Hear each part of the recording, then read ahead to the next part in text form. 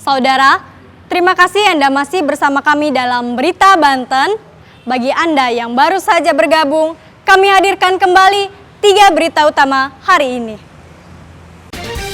Pagar misterius sepanjang 30 km berdiri di perairan Laut Tangerang.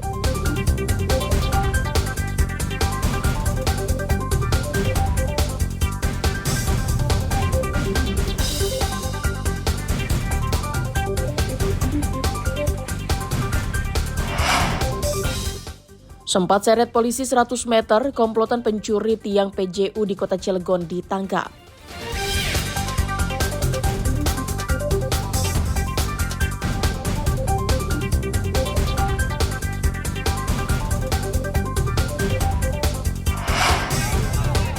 Patrick Kluivert, pelatih baru timnas Indonesia, tiba di Bandara Soekarno-Hatta.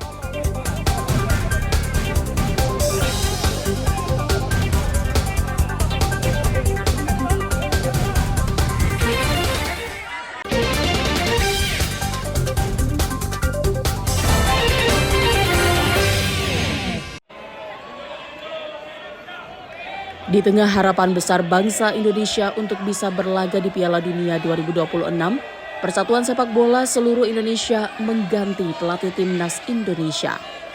PSSI memutuskan mantan pemain timnas Belanda, Patrick Kluivert, untuk menjadi pelatih timnas menggantikan Sinteyong. Dengan pengawalan ketat, Patrick Kluivert tiba di Terminal 3 Internasional Bandara Soekarno-Hatta, Tangerang pada Sabtu malam. Legendaris pesepak bola Belanda ini tiba dengan menggunakan pesawat KLM 809 Amsterdam Kuala Lumpur, Jakarta bersama rombongan yang akan menangani timnas Indonesia jelang lanjutan kualifikasi Piala Dunia putaran ketiga zona Asia.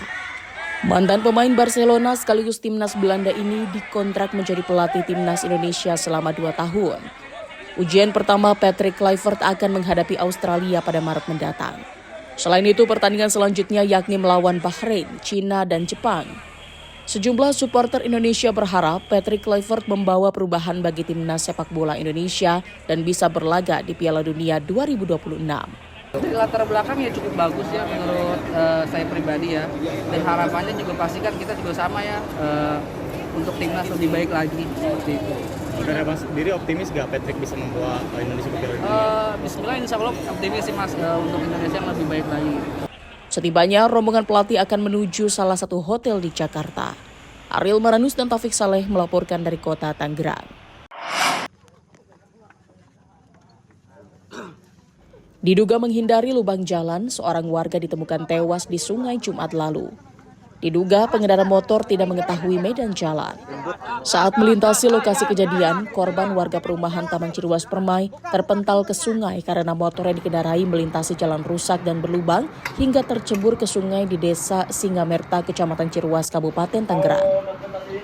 Korban ditemukan warga namun sudah mengambang dan langsung dievakuasi ke tanggul dekat jalan. Polisi yang mendapatkan laporan bergegas memeriksa lokasi kejadian. Diduga dalam kejadian kecelakaan dalam kondisi sepi karena warga hanya melihat motor korban tergeletak di dekat sungai. Saat ditemukan memang kondisi sudah meninggal. Dengan kita langsung bawa ke rumah sakit Derajat untuk dimintain visum ya, cek. Ditemukan ada beberapa luka, yaitu ada di luka lecet tergores atau lecet di sebelah kaki kanan dan tangan kanan.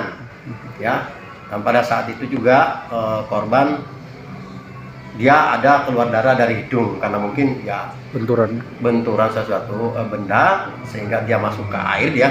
Korban dibawa ke Rumah Sakit Derajat Prawira Negara Kota Serang untuk divisum. Untuk penyelidikan lebih lanjut, kendaraan korban dibawa ke Satlantas Polres Serang. Ariel Maranus melaporkan dari Kabupaten Serang.